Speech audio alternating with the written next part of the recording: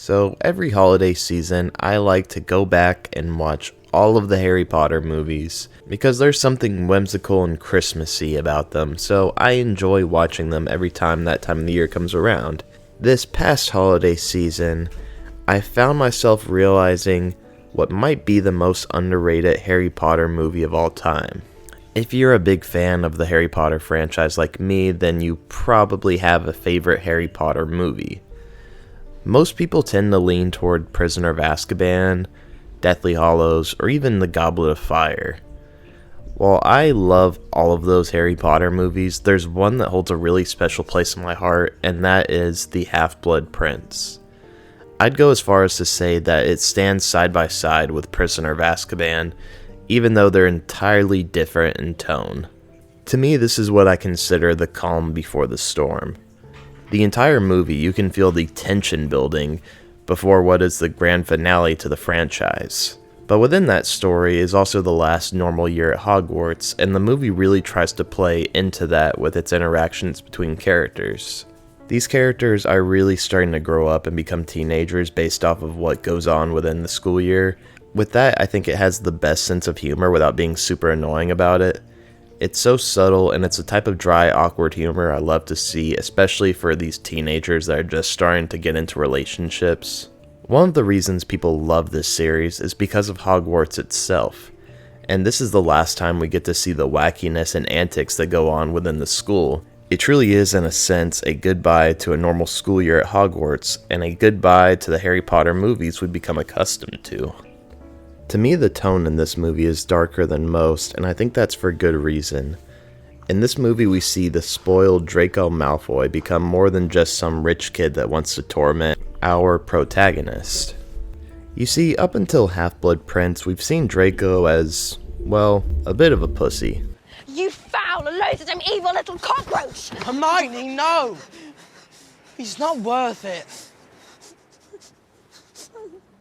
Pussy! And I think that was always the point. He's not really meant to be intimidating, he's just a spoiled kid that wants to be like his dad. But when we get to Half-Blood Prince, we see that he's trying to be someone he's not. He's taken a dark path because he feels that he was born into it, but the truth is he's never been truly evil, and I think there's something really beautiful about that. Throughout all the previous movies, we've seen Harry and Draco butt heads with each other out of spite, but in this movie, they've both found themselves on opposite sides of a war, to the point that they nearly kill one another. Not only is Draco given the character writing he deserves, but Voldemort himself is given far more depth as they unravel the backstory of a young Tom Riddle.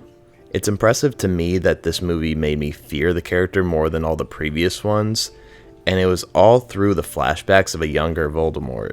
I get how one could argue with the flaws of this particular Harry Potter movie.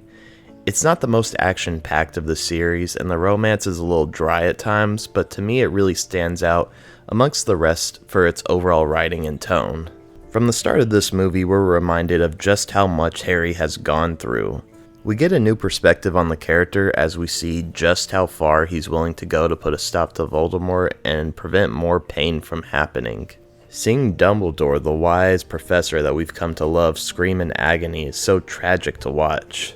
We see Harry, a boy that continues to lose the people close to him, become close to Dumbledore only to lose him as well. To me, this is the darkest of the franchise, but hidden throughout the movie are the moments of joy and magic that we've come to love. It's a perfect balance of light and dark.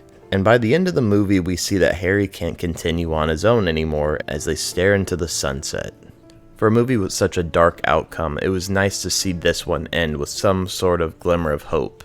Did I mention that this one has the best cinematography of the franchise? Hate on it all you want for looking too dark or too dim. The lighting and shots have a unique style choice that, to me, is underappreciated. This was probably one of the first films in my lifetime where I could truly appreciate the visual aesthetics of a movie. I think the black and white scene was a great artistic choice because it was a neat way to show dark magic in a cool, creative way. Overall, I just really love this movie. To me, the characters have great interactions with each other that feel more natural than the others for some reason. I also love Professor Slughorn in this movie. To me, he's a great character because he's so witty, but at the same time, he's trying to hide something so dark. I wish this movie got more credit. I mean, it's still a Harry Potter movie, so yeah, it gets a lot of attention because everybody watches Harry Potter, but to me, this is the one that deserves more praise. Half-Blood Prince is the Harry Potter movie I didn't know I needed.